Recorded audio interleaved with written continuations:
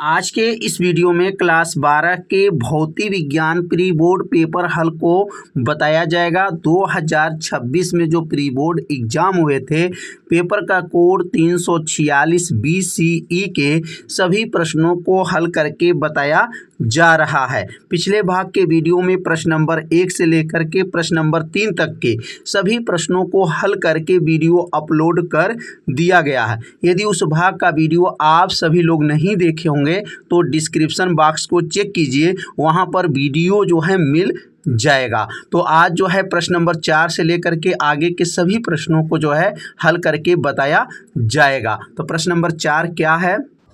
तो प्रश्न नंबर 4 में दिया गया है कि x दिशा में गतिशील वैद्युत चुंबकीय तरंग में वैद्युत क्षेत्र का समीकरण। यहाँ वैद्युत क्षेत्र का समीकरण दिया गया है EY बराबर 2 × 10 के पावर -7 कास 1.5 × 10 के पावर 3 x प्लस 3.0 × 10 के पावर 11 t वोल्ट प्रति मीटर से निरूपित होता है। माध्यम में निम्नलिखित का मान ज्ञात कीजिए। पहला मान निकालना है तरंग का तरंग दैर्घ्य, दूसरा निकालना है तरंग के वेग तथा दिशा, और तीसरा निकालना है चुंबकीय क्षेत्र B के दिशा एवं व्यंजक ज्ञात करना है। तो यहाँ पर 3 प्रश्न को जो है हल करना है। तो कैसे यहाँ पे हल करेंगे? तो यहाँ पर नोट करेंगे कि EY बराबर क्या प्रश्न में दिया गया था। तो EY बराबर दिया गया 2 × 10 के पावर -7 कास 1 - 1.5 × 10 के पावर 3 x है प्लस 3.0 × 10 के पावर 11 t वोल्ट प्रति मीटर। अब इसको तुलना करेंगे। तुलना किससे करेंगे? तो EY बराबर E0 कास के x प्लस ओमेगा टी से तुलना करने पर अब यहाँ E0 का मान कितना है? तो E0 का मान क्या है? 2 × 10 के पावर -7 है, और यहाँ कास से कास मिल गया। यहाँ K का मान क्या दिया है? 1.5 × 10 के पावर 3 है, और W का मान दिया गया 3 × 10 के पावर 11 दिया गया। तो इसमें मान को नोट कर लेंगे। E0 बराबर क्या है? 2 × 10 के पावर -7 वोल्ट प्रति मीटर है। K बराबर 1.5 × 10 के पावर 3 है। ओमेगा बराबर 3 × 10 के पावर 11 रेडियन प्रति सेकंड है। अब इसमें क्या क्या मान पूछा गया था? तो लेमडा का मान निकालना है, तरंगदैर्घ्य, वेग निकालना है, और B0 निकाल करके इसका समीकरण ज्ञात करना है। तो पहला का जो सूत्र होगा, पहला सूत्र लेमडा बराबर क्या सूत्र होगा? 2π/k होता है। लेमडा का सूत्र याद रखेंगे, 2π/k हो जाएगा, और यहाँ पर मान रखेंगे 2, और ये पाई का मान 3.14 हो जाएगा, और k का मान 1.5 × 10 के पावर 3। अब यहाँ पर 3.14 का गुणा 2 में करेंगे, 6.28 × 10 के पावर -3 हो जाएगा, और ये -3 कहाँ से आया? ये प्लस वाला घात ऊपर गया है तो -3 घात हो गया। नीचे बचेगा 1.5, इसको दशमलव हटा करके और इसे भाग करेंगे 1.5 से 6.28 में भाग करेंगे तो लेमडा का मान आ जाएगा 4.1 × 10 के पावर -3 मीटर हो जाएगा। तो पहला क्वेश्चन का जो है आंसर आ गया, लेमडा का मान 4.1 × 10 के पावर -3 मीटर हो जाएगा। और दूसरा इसमें दिया गया वेग पूछा गया। तो वेग का क्या सूत्र होता है? वेग V बराबर होता है ω/k होता है, और ओमेगा का मान कितना है? 3 × 10 के पावर 11 है, और k का मान प्रश्न में 1.5 × 10 के पावर 3 है, और 1.5 का गुण पहाड़ा पढ़ेंगे 3 आ जाए तो 1.5 दूना 3, 2 बार में आ गया, कितना आसान है, और 2 बार में आ गया, और 11 घात इसमें से जाके घट जाएगा। यहाँ 11 में से 3 घात घट जाएगा तो 11 में से 3 जाएगा तो 8 हो जाएगा मीटर प्रति सेकंड। कितना आसान क्वेश्चन है इसमें है। वेग पूछा गया, तो वेग का फार्मूला आपको याद रहना चाहिए। अगर फार्मूला नहीं याद है तो क्वेश्चन आपके लिए क्या लगेगा? कठिन लगेगा। तो इसलिए फार्मूला को आप लोग याद कर लीजिए। V बराबर ω/k हो जाएगा, मान रख दीजिए, V का मान आ गया। और B0 का सूत्र होता है, B0 बराबर होता है E0/c। तो E0 का मान प्रश्न में दिया गया 2 × 10 के पावर -7 है, और C का मान है 3 × 10 के पावर 8। ये 8 घात ऊपर जाएगा तो -7 -8 हो जाएगा, और यहाँ 2/3 हो जाएगा, और -7 -8 मिल करके कितना पावर हो जाएगा? -15 घात हो जाएगा। अब यहाँ पे जो है ना, अब यहाँ पर 1 0 और बढ़ा लेंगे। 2 है क्योंकि ये 3 है, यहाँ पर ये कम है, तो इसलिए 1 0 इसमें जब बढ़ाएंगे तो 20 × 10 के पावर -16 हो जाएगा, और यहाँ बट्टा में 3 है। अब 3 से जब 20 में भाग करेंगे तो 6.6 × 10 के पावर -16। अब देखिए -15 था, लेकिन जब 1 0 बढ़ाएंगे ना तो कितना हो जाएगा? -16 घात हो जाएगा। अब 3 से भाग करेंगे तो 6.6 × 10 के पावर -16 टेस्ला आ गया। अब यहाँ पर अगर चुंबकीय क्षेत्र की दिशा की बात करेंगे तो चुंबकीय क्षेत्र की दिशा क्या होगा? एक्स अक्ष तरंग की चलने की दिशा होता है, वाई अक्ष जो होता है वह वैद्युत क्षेत्र होता है, और जेड अक्ष जो होता है ना वह चुंबकीय क्षेत्र होता है। तो यहाँ पर बी जेड बराबर सूत्र क्या बनेगा? बी नॉट के एक्स प्लस जो है यहाँ बी नॉट यहाँ पर हो जाएगा, और यहाँ कास देखिए छूट गया है क्योंकि सब क्वेश्चन में कास दिया था, तो यहाँ कास लिख लीजिएगा, कास के एक्स प्लस ओमेगा टी हो जाएगा। और यहाँ बी नॉट का मान जो निकला वो भर देंगे, 6.6 गुणे 10 की पावर -7 है, और यहाँ पर कास लगा लीजिएगा यहाँ पर कास, और 1.5 गुणे 10 के पावर 3 एक्स प्लस 3 गुणे 10 के पावर 11 टी। मतलब जो ऊपर वाला मान जो तुलना किए हैं वही मान यहाँ पर भी लिखना है, लेकिन यह यहाँ पर चुंबकीय क्षेत्र के रूप में लिखना है। ऊपर जो वैद्युत क्षेत्र के रूप में दिया गया था और यहाँ पर जो है चुंबकीय क्षेत्र के रूप में लिखना है। तो यहाँ पर बी नॉट हो जाएगा, और यहाँ कास का यहाँ कुछ कास के बाद तब यह कोष्टक लगाएंगे के एक्स प्लस ओमेगा टी हो जाएगा। यह मान जो है बी नॉट का हो गया, यह के का मान हो गया, एक्स हो गया, और यह जो है ओमेगा का मान हो गया इंटू टी हो जाएगा। तो यह जो है क्वेश्चन जो है पूरा क्या हो गया? समाप्त हो गया। अब अगला प्रश्न समझेंगे। तो अगला जो प्रश्न दिया गया है, समान वोल्टता के स्रोत से दो वैद्युत बल्ब जिनके प्रतिरोध का अनुपात 1:2 है, समांतर क्रम में जुड़े हैं, इनमें शक्ति क्षय का अनुपात ज्ञात कीजिए। इसमें शक्ति मतलब पावर का जो है क्षय का अनुपात ज्ञात करना है, तो कैसे ज्ञात करेंगे? और यहाँ पर वोल्टेज जो दिया गया है ना, समान वोल्टेज लिखा गया, समान वोल्टता, दो वैद्युत बल्ब है और प्रतिरोध क्या है? 1:2 के अनुपात में प्रश्न में दिया है। तो यहाँ पे जो मान दिया गया V1 बराबर V2 बराबर V हो जाएगा, मतलब दोनों का वोल्टता जो है बराबर है। यहाँ पर वोल्टता क्या बराबर है? R1 संबंध R2 बराबर 1:2 है। इसको अनुपात में निकालेंगे तो R1 बटा R2 बराबर 1/2 हो जाएगा। P का सामर्थ्य का सूत्र होता है P बराबर V² बटा R होता है। P का सूत्र क्या है? V² बटा R। ये P1 बराबर हो जाएगा V1 का वर्ग बटा R1 हो जाएगा, अगर पहले बल्ब के लिए निकालते हैं, और ये दूसरे बल्ब के लिए जो है सामर्थ्य निकालते हैं। तो यहाँ P1 बराबर V1, या V1 के जगह पर V रखेंगे और V2 के जगह पर भी V रखा जाएगा। क्यों? क्योंकि दोनों क्या हैं? समान हैं। तो P1 बराबर V1 का वर्ग बटा R1, P2 बराबर V2 का वर्ग बटा R2। दोनों को भाग कर लीजिए, समीकरण 1 भागा समीकरण 2 से कर लेंगे। दोनों को जब भाग करेंगे तो P1 बटा P2 हो जाएगा, V1 का स्क्वायर बटा R1, V2 का स्क्वायर बटा R2। जो नीचे सबसे ऊपर चला जाएगा बीच में आ जाएगा, तो V1 का वर्ग गुणे R2, V2 का वर्ग गुणे R1। जो यहाँ से जो ऊपर भेजने के बाद से ये V1 के जगह पर V रखेंगे और V2 के जगह पर भी रखेंगे। क्यों? क्योंकि दोनों का विभव क्या है? बराबर है। और R2 बटा R1, अब R2 बटा R1 का मान कितना आया है? तो ऊपर देख सकते हैं, यहाँ पर R1 बटा R2 निकाले हैं, उसका उल्टा कर देंगे ना, तो यहाँ पर 2/1 हो जाएगा। तो यहाँ पर क्या बनेगा? 2/1 हो जाएगा, यहाँ पर हो जाएगा, क्योंकि R2 बटा R1 चाहिए तो 2/1 हो गया। ये V² से V² खत्म, 2/1 हो जाएगा। अब 2/1 हो जाएगा तो सामर्थ्य का अनुपात क्या बनेगा? P1 संबंध P2 बराबर 2:1 का अनुपात बन जाएगा। तो समझ में आ गया होगा कि इसमें जो है कैसे प्रश्न को हल किया गया। बहुत आसान क्वेश्चन है, बस इसमें थोड़ा सा ध्यान देना है कि इसमें विभव का मान समान है, तो यहाँ पर जो है सामर्थ्य का जो है शक्ति का अनुपात ज्ञात करना था। अब अगला क्वेश्चन दिया गया है कि एक समान चुंबकीय क्षेत्र में गतिमान आवेश पर लगने वाला बल कब अधिकतम तथा कब जो है न्यूनतम होता है? गतिमान आवेश पर चुंबकीय क्षेत्र द्वारा कृत कार्य की गणना कीजिए। यहाँ पर एक समान चुंबकीय क्षेत्र में जो गतिमान आवेश है, गतिमान आवेश का मतलब F बराबर QVB sin थीटा होता है, तो इसमें बताना है कि कब अधिकतम होता है और कब जो है न्यूनतम होता है। और गतिमान आवेश पर चुंबकीय क्षेत्र द्वारा कृत कार्य की आपको गणना करना है। 3 नंबर का यह क्वेश्चन है। तो कैसे हल करेंगे, अब इनके बारे में समझेंगे। तो यहाँ पे लिखेंगे, एक समान चुंबकीय क्षेत्र में आवेश पर लगने वाला बल अधिकतम तब होता है जब वेग तथा चुंबकीय क्षेत्र एक दूसरे के क्या होते हैं? लंबवत। लंबवत का मतलब 90 अंश का अगर कोण बनाते हैं ना, तो यहाँ पर जो है अधिकतम होता है, उस पर लगने वाला जो बल है जो है अधिकतम होगा। तो थीटा बराबर 90 अंश रखेंगे, और यह बराबर सूत्र होता है QVB sin थीटा होता है। यह बराबर QVB sin थीटा की जगह पर 90 हो गया, sin 90 अंश का मान 1 होता है, तो QVB गुणे 1 हो जाएगा। 1 में जब गुणा करेंगे तो यह बराबर QVB हो जाएगा। तो यहाँ पर अधिकतम होने के लिए मतलब एक समान चुंबकीय क्षेत्र में आवेश पे लगने वाला जो बल जो है अधिकतम तब होगा जब उसके वेग और चुंबकीय क्षेत्र एक दूसरे के क्या हों? लंबवत होते हैं। अगला जो दिया गया है, एक समान चुंबकीय क्षेत्र में आवेश पर लगने वाला बल न्यूनतम तब होगा जब वेग तथा चुंबकीय क्षेत्र एक दूसरे के क्या होते हैं? समांतर होते हैं। समांतर का मतलब 180 अंश लिख सकते हैं, या यहाँ पर 0 अंश भी रख देंगे, तभी जो है आपका बल जो है न्यूनतम हो जाएगा।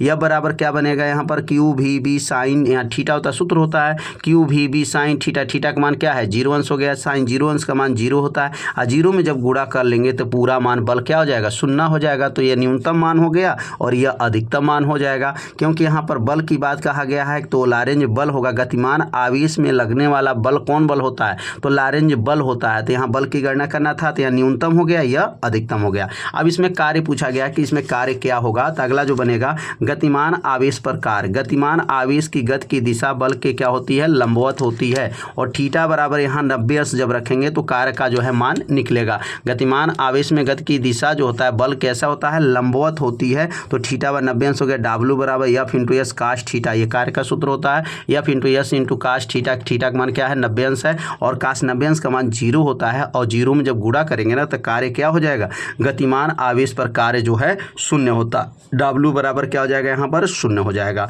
तो गतिमान आवेश पर कार्य इसमें पूछा गया था, तो समझ में आ गया होगा। इसमें 3 प्रश्न थे, अधिकतम, न्यूनतम और गतिमान आवेश पर कार्य जो है पूछा गया था। आप लोग अच्छे से समझ गए होंगे। अब सीखेंगे अगला प्रश्न क्या है, अगला प्रश्न के बारे में समझेंगे।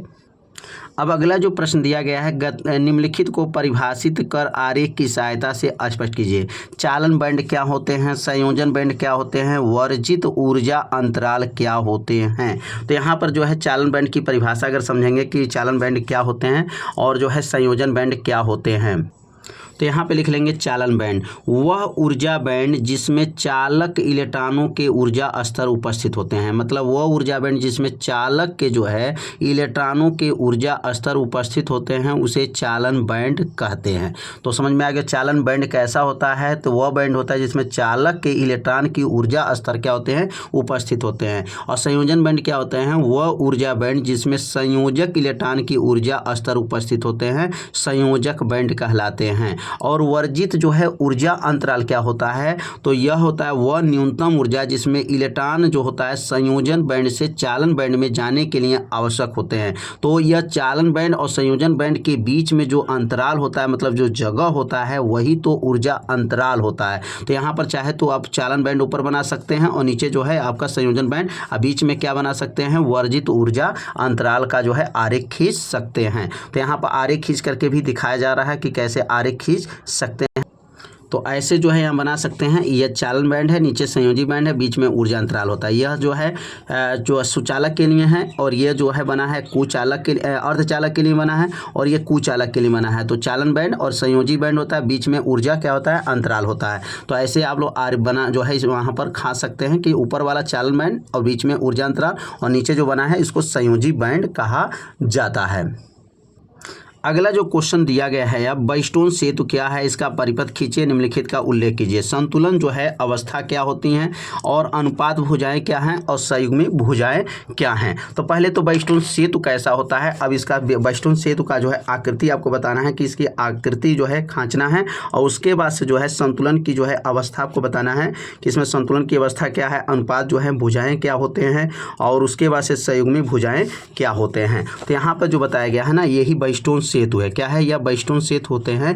इसमें जो है 4 प्रतिरोध लगे होते हैं, पी क्यू आर एस होते हैं, और इसका अनुपात जो होता है यह पी और क्यू, पी बटा क्यू और आर बटा एस जो होता है यह अनुपात होता है। ये बाइस्टोन सेतु जो है यहाँ पर आकृति बनाया गया है कि इसमें कैसा आकृति होता है, इसमें 4 प्रतिरोध लगे होते हैं, और इसमें जो है 1 गैलन मीटर लगा होता है, कुंजी लगा होता है, बैटरी लगा होता है। तो यहाँ पर जो है इसको जो देख सकते हैं ये बना हुआ है, यही बाइस्टोन सेतु की आकृति है। अब इस आकृति के सहायता से आपको बताना है कि संतुलन की अवस्था क्या होते हैं। तो यहाँ संतुलन की अवस्था समझ लेंगे कि बाइस्टोन सेतु में क्या लिखेंगे, तो लिखेंगे बाइस्टोन सेतु में 4 प्रतिरोध पी क्यू आर एस से बना एक परिपथ है जिसका उपयोग अज्ञात प्रतिरोध मापने के लिए होता है। बाइस्टोन सेतु का उपयोग कहाँ करेंगे, तो बाइस्टोन सेतु का में 4 प्रतिरोध पी क्यू आर एस लगा होता है, और ये इसका उपयोग जो होता है ना अज्ञात प्रतिरोध मापने में इसका प्रयोग किया जाता है। अब संतुलन की जो अवस्था होती है, तो संतुलन की अवस्था कब होगी, जब प्रतिरोध इस प्रकार समायोजित हो कि गैलन मीटर जो है से कोई धारा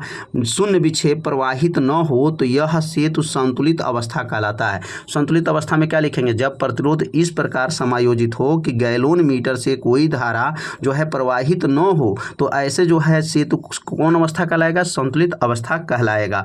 अब यहाँ लिखेंगे अनुपात भुजाएं। अनुपात भुजाएं क्या है, P/Q और R/S, ये अनुपात भुजाएं होते हैं कि दोनों भुजाएं आपस में क्या होते हैं, बराबर। कौन कौन प्रतिरोध, P और Q और या R और यस का अनुपात भुजाएं कहते हैं, और संतुलन अवस्था में ये अनुपात क्या होते हैं, बराबर होते हैं। P/Q और R/S ये वेस्टोन सेतु का जो है भुजाएं का अनुपात कहा जाता है। लेकिन भुजाएं मतलब ये प्रतिरोध है, 4 प्रतिरोध हैं और चारों प्रतिरोध जो हैं P/Q और R/S जो है दोनों भुजाएं यहाँ का अनुपात और ये दो भुजाओं का अनुपात आपस में क्या है, बराबर होते हैं। तो ये अनुपात भुजाएं हो गए। अब अगला जो प्रश्न इसमें पूछा गया है संयुग्मी। तो संयुग्मी भुजाएं क्या हैं, तो लिखेंगे सेतु के संतुलन होने पर, सेतु अगर संतुलन अवस्था में है तो बैटरी और गैलोन मीटर की स्थिति बदल दी जाए, बैटरी को और गैलोन मीटर की स्थिति अगर बदल भी दी जाए तो संतुलन पर कोई प्रभाव नहीं पड़ता है। याद रखिएगा, अगर इसमें बैटरी गैलोन मीटर दोनों का स्थान बदल दिया, बैटरी के जगह पर गैलोन मीटर आ जाए, गैलोन मीटर के जगह पर बैटरी आ जाए, तो उसके संतुलन पर कोई प्रभाव नहीं पड़ता है। जिन भुजाओं पर बैटरी और गैलोन मीटर विपरीत शीर्षों पर जुड़े होते हैं उसी को क्या कहा जाता है, संयुग्मी भुजाएं कहते हैं। तो संयुग्मी भुजाएं समझ में आ गया होगा कि संतुलित अवस्था में अगर गैलोन मीटर और जो है बैटरी को बदल दिया जाएगा तो उस पर कोई प्रभाव नहीं पड़ेगा, लेकिन जहां पे जोड़ा जाता है उसके विपरीत शीर्षों पर जुड़े होते हैं उसी को संयुग्मी भुजाएं कहा जाता है। अब अगला जो प्रश्न इसमें दिया गया है, अगला जो प्रश्न क्या है, तो वैद्युत सेल का विद्युत वाहक बल, विभवांतर और आंतरिक प्रतिरोध R को परिभाषित करके उनके बीच जो है संबंध ज्ञात कीजिए। तो यहाँ पर सेल का वैद्युत वाहक बल पूछा जा रहा है और यहाँ पर जो है विभवांतर और आंतरिक प्रतिरोध के बारे में यहाँ पर पूछा गया है। तो आंतरिक प्रतिरोध क्या होते हैं, सेल के जो अंदर जो है विभवांतर क्या होते हैं, सेल का विभवांतर, और उसमें बीच में जो है एक संबंध भी स्थापित करना है। तो इसमें बीच में संबंध क्या होते हैं, अब संबंध के बारे में समझेंगे। तो पहला में यहाँ लिखेंगे सेल का विद्युत वाहक बल। तो सेल का विद्युत वाहक बल क्या होते हैं, तो यहाँ लिखेंगे सेल का विद्युत वाहक बल। अब देखिए यहाँ पर सेल का विद्युत वाहक बल क्या है, एकांक धनावेश को सेल सहित पूरे परिपथ में सेल द्वारा दी गई ऊर्जा को सेल का वैद्युत वाहक बल कहते हैं। इसे ई से प्रदर्शित करते हैं। किस आवेश में, एकांक ये धन आवेश को सेल सहित पूरे परिपथ में सेल द्वारा दी गई ऊर्जा को सेल का वैद्युत वाहक बल कहेंगे, इसे ई से प्रदर्शित करते हैं। और ई बराबर सूत्र हो जाएगा W/Q हो जाएगा, और यहाँ पर Q के जगह पर IT लिख सकते हैं, तो ई बराबर W/IT हो जाएगा। तो सेल का वैद्युत वाहक बल हो गया। अब इसमें विभवांतर का मतलब टर्मिनल विभवांतर की बात कहा गया है, तो इसमें टर्मिनल विभवांतर समझ लेंगे। किसी परिपथ के दो बिंदुओं के बीच एकांक लिखेंगे, एकांक आवेश को प्रवाहित करने में किए गए कार्य उन बिंदुओं के बीच टर्मिनल विभवांतर कहते हैं। इसे भी से प्रदर्शित करेंगे और इसका मात्रक क्या होता है, वोल्ट होता है। ये तो टर्मिनल विभवांतर हो गया। तो यहाँ टर्मिनल विभवांतर की परिभाषा हो गया, इसके पहले जो है सेल का वैद्युत वाहक बल हो गया। तो ये दोनों परिभाषा को जो है आप लोग नोट कर लीजिए, इसे 2 बार पढ़ लेंगे ना तो परिभाषा आपको क्या होगा, याद हो जाएगा। अब इसमें बताना है कि आंतरिक प्रतिरोध क्या होते हैं, इसमें क्या बताना है, आंतरिक प्रतिरोध से आप क्या समझते हैं। तो यहाँ पे लिख लेंगे, देखिए आंतरिक प्रतिरोध की परिभाषा क्या है, किसी सेल के अंदर वैद्युत धारा के मार्ग में आने वाली रुकावट को आंतरिक प्रतिरोध कहते हैं। इसे R से जो है प्रदर्शित करते हैं और इसका मात्रक जो होता है ना ओम होता है। इसका मात्रक क्या होता है, ओम होता है। तो याद रखेंगे आंतरिक प्रतिरोध क्या है, माने किसी सेल के अंदर जो वैद्युत धारा के मार्ग में आने वाली रुकावट को ही आंतरिक प्रतिरोध कहते हैं। इसे R से प्रदर्शित करते हैं और इसका मात्रक क्या होता है, ओम होता है। अब इसमें जो है प्रश्न जो पूछा गया है कि यहाँ पर ई भी और आर के बीच में क्या संबंध होता है, तो यहाँ पर संबंध के बारे में पूछा गया है। तो यहाँ पर संबंध याद रखेंगे क्या होता है, ई बराबर होता है V + IR होता है। तो यहाँ पर जो है संबंध के बारे में बताना है, तो ई का क्या नाम है, सेल का वैद्युत वाहक बल है, V का नाम टर्मिनल विभवांतर है, I का नाम जो है धारा है और R का नाम क्या है, तो आंतरिक प्रतिरोध है। तो इसमें 3 प्रश्न दिया गया है। इसमें कौन कौन प्रश्न दिया गया था, सेल का वैद्युत वाहक बल की परिभाषा बताना था, उसके बाद से जो है टर्मिनल विभवांतर बताना था परिभाषा, और आंतरिक प्रतिरोध की परिभाषा बताना था, और ई भी और आर में क्या संबंध होता है। तो ई बराबर क्या सूत्र होता है, V + IR होता है। तो यह जो है आप लोग इसका अगर निगमन करना भी चाहे तो निगमन भी यहाँ पे नोट कर सकते हैं, लेकिन यहाँ निगमन की बात नहीं कहा गया, इसमें सूत्र के बारे में बताना है कि सूत्र क्या होता है, ई भी और आर के बीच में क्या सूत्र है। तो ये सूत्र समझ में आ गया होगा। तो अब अगला जो प्रश्न दिया गया है कि तरंग के ध्रुवण की घटना से आप क्या समझते हैं, कारण स्पष्ट कीजिए। ध्रुवण की घटना जो पहला क्या बताना है, अनुदैर्घ्य तरंगों में संभव नहीं होती हैं, परंतु दूसरा क्या है, अनुप्रस्थ तरंगों में संभव होती हैं। तो यहाँ पर जो दिया गया है देख सकते हैं कि यहाँ पर प्रकाश का पहले ध्रुवण की परिभाषा लिखना है। तो वह प्रक्रिया जिसमें प्राकृतिक प्रकाश, क्या लिखेंगे, वह प्रक्रिया जिसमें प्राकृतिक प्रकाश ध्रुवित प्रकाश में परिवर्तित होता है, प्रकाश का ध्रुवण कहते हैं। तो प्रकाश का ध्रुवण की परिभाषा समाप्त हो गया। वह प्रक्रिया जिसमें प्राकृतिक प्रकाश ध्रुवित प्रकाश में क्या होता है, परिवर्तित होता है, प्रकाश का ध्रुवण कहते हैं। और इस प्रकाश का ध्रुवण क्या है, प्राकृतिक अवस्था को ध्रुवित प्रकाश में बदलने के लिए जो है ना टूरमैलिन का प्रयोग किया जाता है, जो ध्रुवित प्रकाश में बदल जाता है।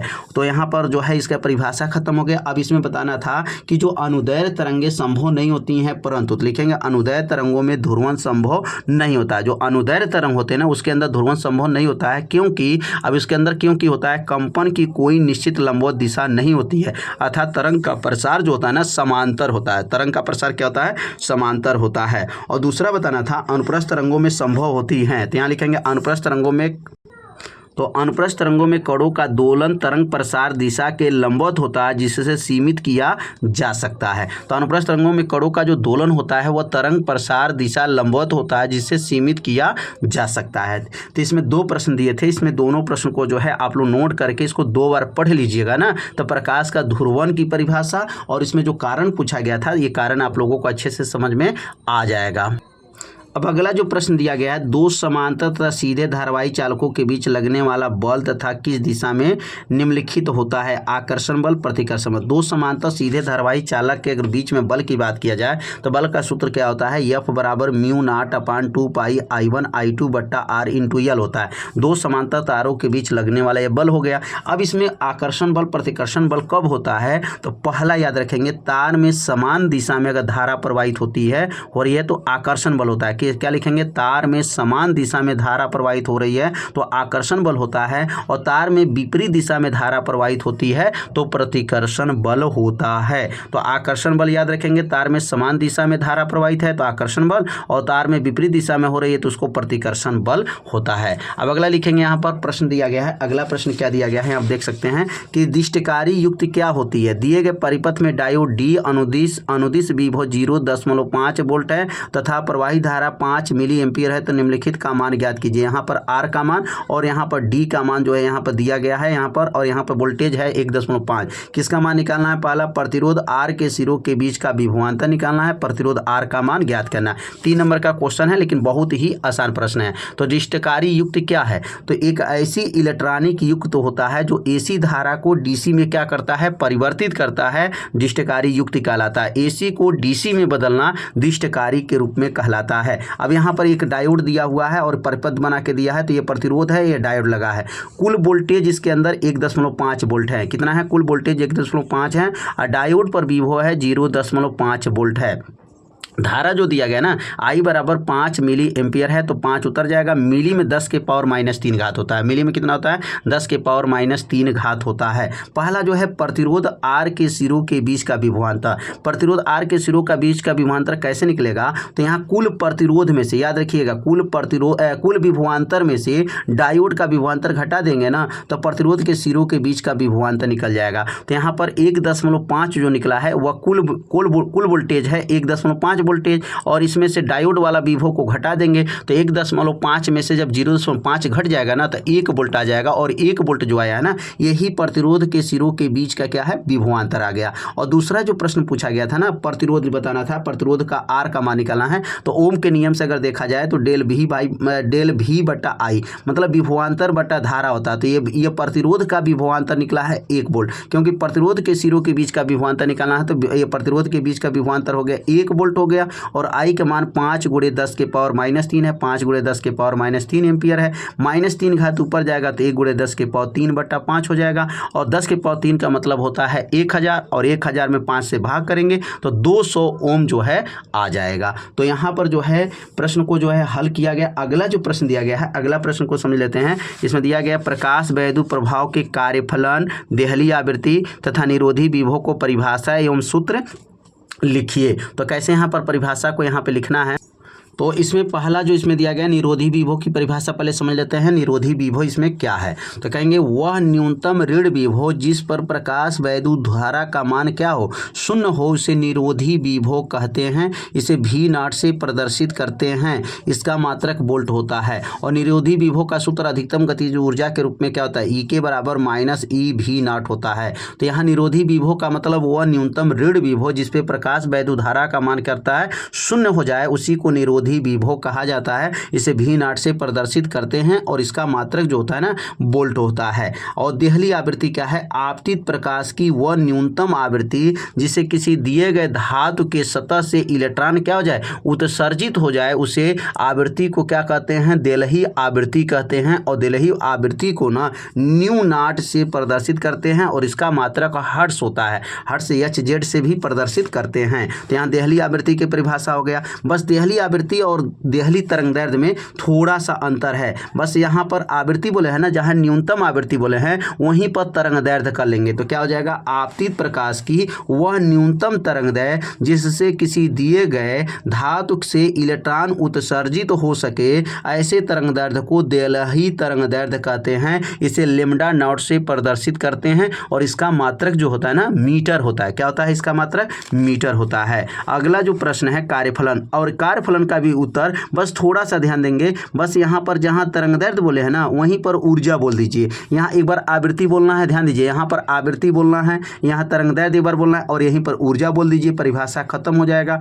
और वह न्यूनतम प्रकाश ऊर्जा जो किसी धातु के पृष्ठ से इलेक्ट्रॉन को क्या कर दे, उत्सर्जित कर दे हैं, उनके लिए आवश्यक जो ऊर्जा होती हैं उसी को कार्यफलन कहते हैं। इसे W से प्रदर्शित करते हैं और इसका मात्रक जो होता है ना जूल होता है। और कार्यफलन का सूत्र याद रखेंगे, W बराबर H जो है न्यू नॉट होता है। और न्यू नॉट को हटाएंगे मतलब देलही आवृत्ति है। देलही आवृत्ति बराबर क्या होता है, प्रकाश का चाल बट्टा यह देलही तरंगदैर्ध्य हो जाएगा। तो W बराबर HC बट्टा लैम्ब्डा नॉट जो है इसका कार्यफलन का हो जाएगा। इसमें सूत्र भी बताना था, तो निरोधी विभव का यहाँ सूत्र ध्यान देंगे, E के बराबर सूत्र हो गया, निरोधी विभव हो जाएगा और यह है कार्यफलन का जो है सूत्र हो जाएगा। तो उम्मीद करते हैं यह प्रश्न जो है आप लोगों को अच्छे से समझ में आ गया होगा। तो अब इतना जो है प्रश्न को जो है संपूर्ण हल करके तो बताया गया। अब अगले भाग में जो ना, अगले भाग में जो है इस आगे के सभी प्रश्नों को जो है हल करके बताएगा। तो यह भाग बहुत जल्द जो है वीडियो अपलोड कर दिया जाएगा और अपलोड कर दिया जाएगा। तो वह भाग का वीडियो यदि आपको देखना होगा